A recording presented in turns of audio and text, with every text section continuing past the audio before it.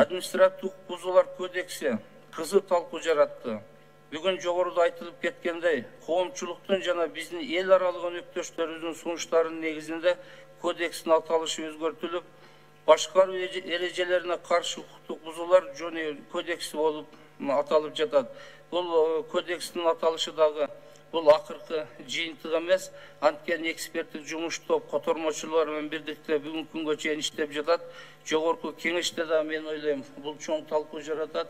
Биз мыйзамдардын аталышын так юристтер гана эмес, жөнөкөй жарандагы түшүнө турган мыйзам кодекс жазуу мезгилинин талабы. Ошондуктан аталыш бүгүн так чечиле талкуулоого талап кылат дагы. Убактылуу камакка алуу институту киргизилди. Бул жерде камакка алуу, үй бүлөлүк зомбулук, майда бейбаштык жана башка ушулар сыяктуу укук бузуулар менен күрөшүүдө жалгыз жана абдан эффективдүү чара болуп саналат. Учурда колдонуудагы кодекстер боюнча укук коргоо органдарынын кызматкерлери буга окшогон фактылар боюнча 3 сааттан ашык кармай алышпайт. Себеби бул аракеттер кылмыштардын категориясында эмес, жоруктарга кирип калган. Ошол себептен укук бузган адам 3 сааттан кийин кайра бошонуп келип, кайрадан укукка каршы аракеттерди уланта берет.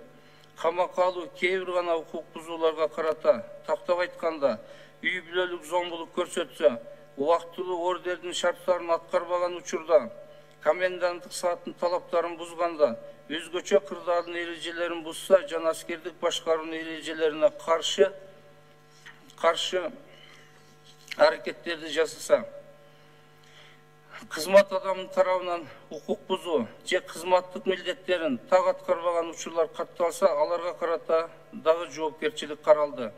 Мындай ченемдер 2019 жылдын 1-январында күчүнө кирген кодекстерге чейин ийгиликтүү иштеп, кызмат адамдарынын чөйрөсүндө кылмышка чейинки укук бузууларды жөнгө салып келген. Бул боюнча биз практикада колдонгон ички иштер министрлигинин өзгөчө тажрыйбалуу адистеринин ойлорун көп эске алдык. Үстүбүздөгү 2,5 жыл ичинде бул тармакта жоопкерчилик алынып салынгандан кийин мамлекеттик органдарда кызматкерлер тарабынан укук бузуулар көбөйдү. Ошондуктан бул ченемдерди зарылчылыкка жараша кайрадан киргиздик.